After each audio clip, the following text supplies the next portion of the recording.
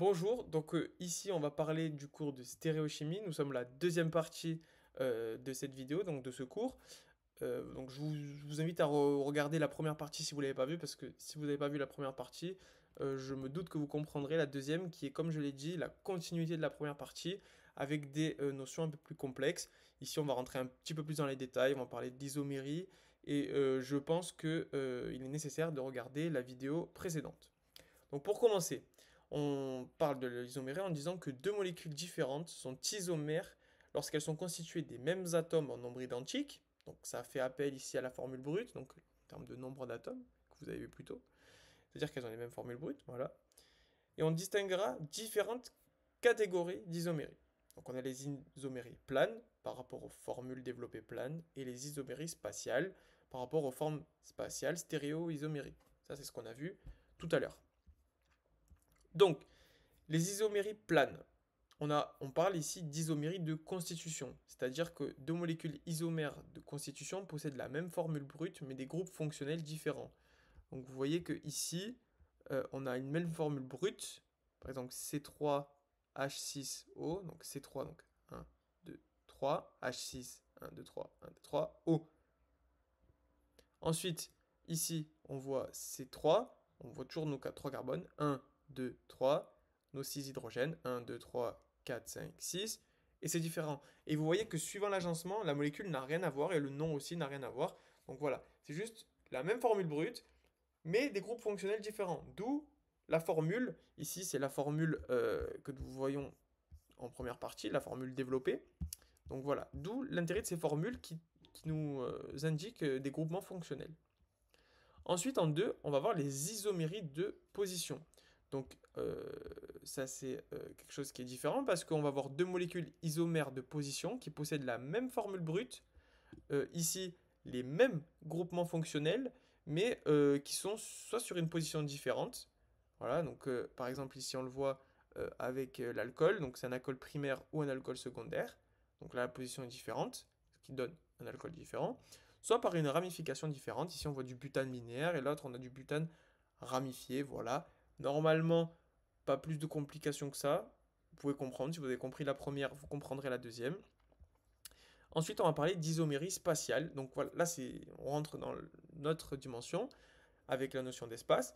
On a des stéréoisomères qui sont deux molécules qui sont stéréoisomères, donc qui ont la même formule plane, brute et enchaînement des atomes dans le même ordre, mais ont une disposition spatiale différente de leurs atomes.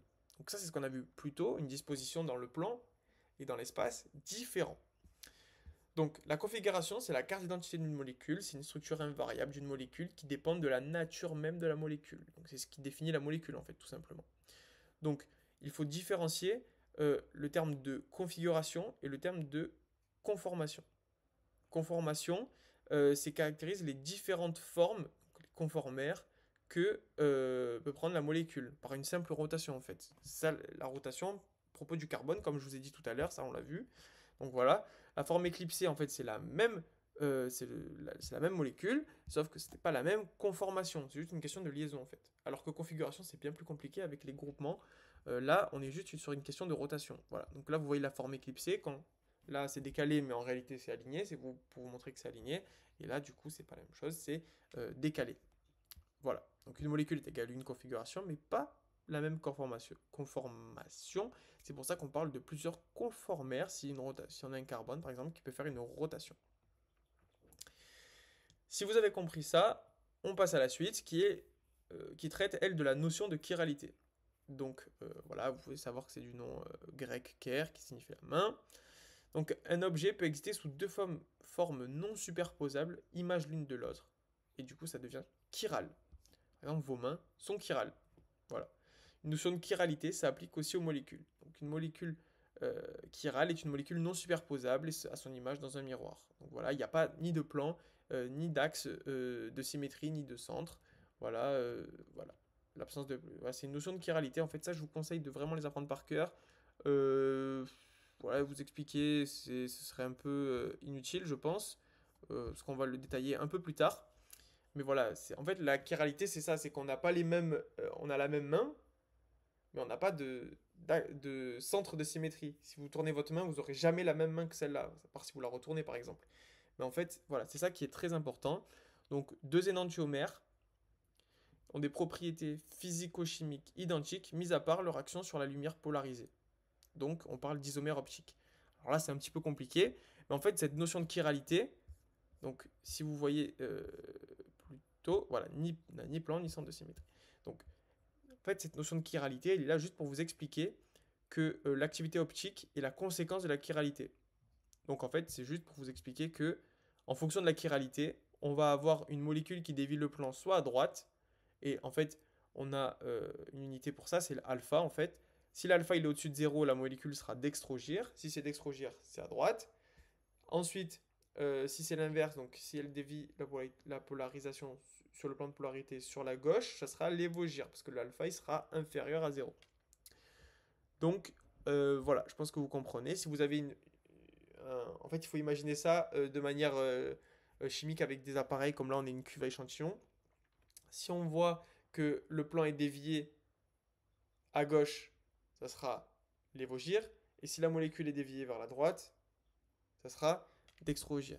Et si vous avez un mélange équimolaire de 50-50, en fait, il n'y aura pas de plan, enfin, il n'y aura pas de déviation. Comme vous imaginez, si on bouge de là, si vous avez votre axe comme ça, si on bouge par la gauche de 3, mais qu'on rebouge par la droite de 3, ben, par exemple, je vous donne une unité, et ben ça fera, ça ne bougera pas en fait, et on parle de mélange ici racémique.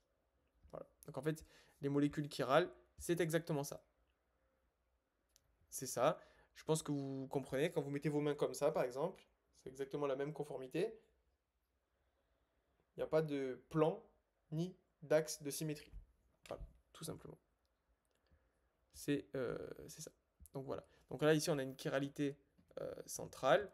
Donc le carbone asymétrique, on notera toujours les carbones asymétriques avec une étoile au-dessus. Voilà.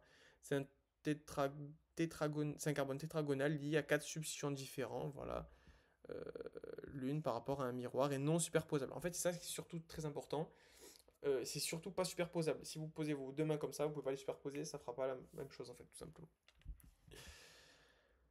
Alors, ici, on va rentrer dans quelque chose qui est encore un peu plus avec de détails. Donc là, si vous avez compris déjà, ça c'est pas mal. La notion de chiralité, c'est quelque chose qui est assez technique au tout début, mais que je pense que vous allez comprendre.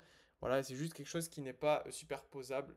Voilà, tout simplement, vous voyez quelque chose qui n'est pas superposable. À part si vous tournez votre main, mais là, c'est pas le but. Là, si c'est dans le même plan, ça ne pourra pas se toucher. Je vous invite à regarder d'autres vidéos YouTube aussi si vous ne comprenez pas. Normalement, il y a des animations qui vous permettent de bien comprendre. Le but, donc voilà, une fois qu'on a nos carbones asymétriques avec un centre chiral, chiral, ça veut dire qu'il y a le même groupement. Donc comme vous avez dit, quand je vous ai dit tout à l'heure, ici on a la même formule brute de cet atome, entre guillemets, sauf que les orientations sont différentes. Et c'est ce qui fait que ce sont des isomères. Voilà. Ici on parle d'énantiomères, car ils sont tous les deux inverses en termes de polarité. Voilà, c'est un mélange racémique. Ici on a deux énantiomères. Ensuite, une fois qu'on a notre conformité dans l'espace, on veut savoir quelle est notre activité de notre molécule. C'est-à-dire que quel groupement va être prioritaire par rapport aux autres pour pouvoir faire une analyse plus spécifique de la molécule. Donc on a les règles de Can-Ingold-Prelog, donc CIP, qui nous permettent de numéroter en fait les substituants par ordre de priorité entre guillemets quand on fait notre dénombrement. Donc ici ça c'est super important à apprendre. Voilà, I plus grand que le brome, que le chlore, que le soufre, que le fluor, que l'oxygène, que l'azote, que le carbone et que l'hydrogène. Ça c'est super important. Je vais vous expliquer pourquoi, on en reparle après.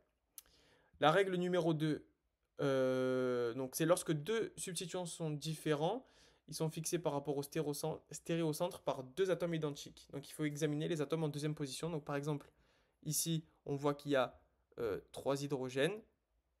Donc hydrogène dernier, donc il ne sera pas prioritaire par rapport à l'oxygène qui lui est bien en avant dans l'ordre de priorité. Donc là, voilà, on voit le deuxième carbone. Hop, hop, hop, on voit notre hydrogène.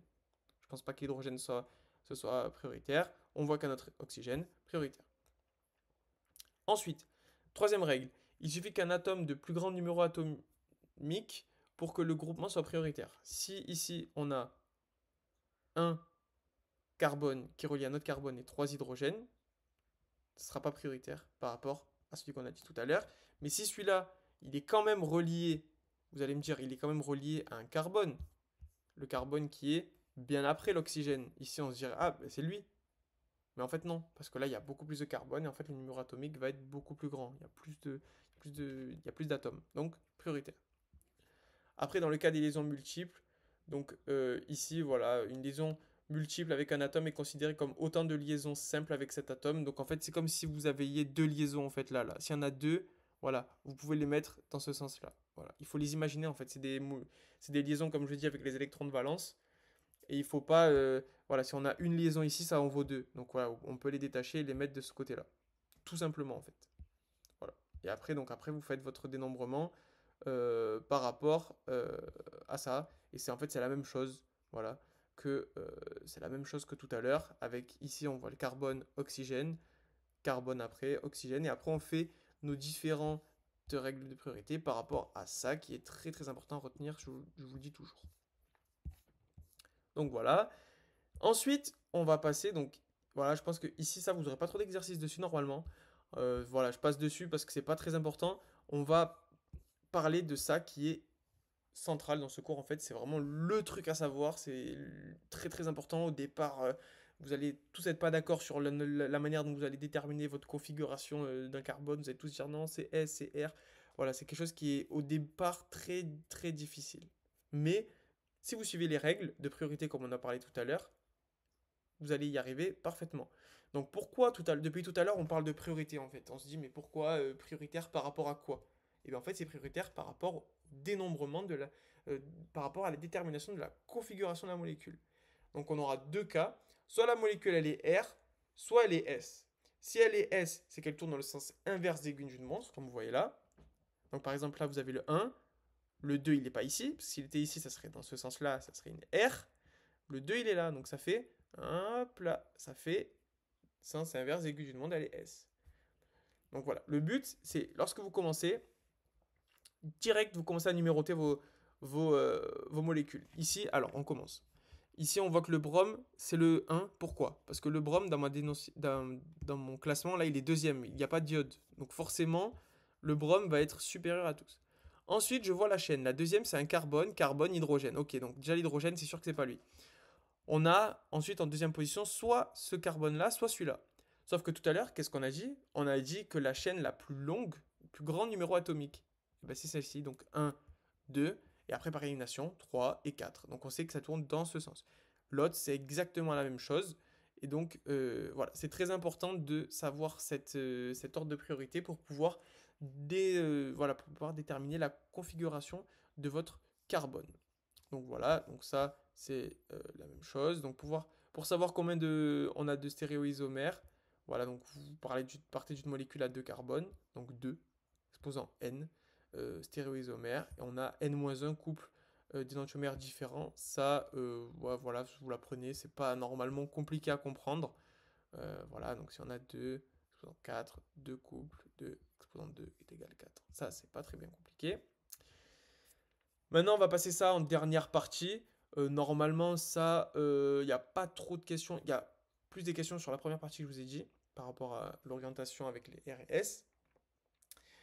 Et ça, c'est quelque chose qui tombe un peu moins souvent, mais je vous le dis quand même, ça tombe. Donc, en fait, il faut imaginer que, comme je vous ai dit tout à l'heure, là, on retrouve notre forme de Fischer, en fait. Voilà, donc comme vous avez dit, à droite, à gauche. Et en fait, on va partir de tout en haut, de la molécule, pour savoir, en fait, il va falloir savoir si c'est la molécule, elle est R, 2R, 3S. Là, on parlait d'un carbone asymétrique, donc avec un carbone. Là, pardon, là, on en a plusieurs. Donc, si on en a plusieurs, les règles ne sont pas les mêmes. Et on va dénombrer de cette façon. Si vous voyez, là, vous partez du premier hydrogène. Donc là, hydrogène relié à un carbone. 1 et 2. Vous avez donc du coup la deuxième position du carbone. Et bien, en deuxième position du carbone, on regarde si c'est à droite ou à gauche. Là, le deuxième carbone, il est à droite. R. Le troisième carbone, il est à droite. encore R. Quand c'est à droite, c'est R. Si c'est à gauche, c'est S. Ici, on regarde, on fait 1, 2. Le 2, il est à gauche, S. Le 3, il est à gauche, S. Donc 2S, 3S. Ensuite, là, on peut faire la même chose. On regarde notre 1, 2, ah, il est à gauche, S. Notre H, on s'en fout. Le 3, il est à droite, notre OH. En fait, on se base par rapport au OH. Je ne l'ai pas dit, mais c'est pour ça qu'on se base au OH, parce que c'est des oses, en fait. Tréose, érythrose, tout ça. Hop, à droite, 3R. Ensuite, on passe ici. En 1, on est là. En 2, R, à droite. 3 S. Donc voilà, je pense que vous avez compris. Les couples like, c'est quand on a du même côté. Donc c'est quand c'est 2S, 3S, 2R, 3R. Voilà, là vous voyez. Couple unlike, c'est quand c'est en fait c'est l'inverse en fait. Voilà. Tout simplement, ça c'est pas très compliqué normalement à comprendre. Et après il y a ce schéma-là qui est très très très important. Et en fait, moi je vous donne mon moyen mémotechnique. C'est vous partez de 2 et 3. Toujours vous partez de 2 et 3. R ou S. Là vous partez des 2, 3, 2 et 3 R. Si vous après, bon, c'est moi mémotechnique, ça vaut pour ce que vous voulez. Soit vous la prenez par cœur, soit vous avez le mien, donc c'est comme vous voulez. Moi, ce que je me disais, c'était, ok, on a 2. Si ça, c'est l'inverse, donc c'est S, on l'a là. Si celui-là, c'est l'inverse, c'est S, on l'a là. C'est son énantiomère. En fait, pour moi, énantiomère, c'est toujours l'inverse. Vous repartez du bas. Le 2S, est-ce que là-bas, le 2, c'est l'inverse? Oui. Là, le 3, est-ce que le 3, c'est l'inverse? Oui, c'est S. Par exemple, ici, ça ne marcherait pas parce que ici, le 2R, est-ce que c'est l'inverse? Oui, ça marche. 3R, est-ce que c'est l'inverse? Non, R, ça marche pas. Donc en fait, énantiomère, c'est quand c'est l'inverse, en fait. Voilà. Moi, je me base sur ça. Donc voilà. Là, ensuite, il y a des petits exemples à ne pas apprendre. Juste comprenez-les, lisez-les. Mais voilà, c'est pas à apprendre. Là, ici, normalement, on a ciblé à peu près tout ce qu'il y avait à savoir. Donc, je sais que je suis allé un peu vite parfois. Si vous avez des petites questions et des trucs que j'ai pas dit dans ma vidéo, je vous invite à m'envoyer des messages. Normalement, vous êtes sur le groupe, vous m'avez. Donc, moi, c'est Mathéo. Si je me suis pas présenté, donc voilà. Bon courage pour vos révisions. Et si, comme je vous ai dit, si vous avez quiconque question, je peux vous répondre.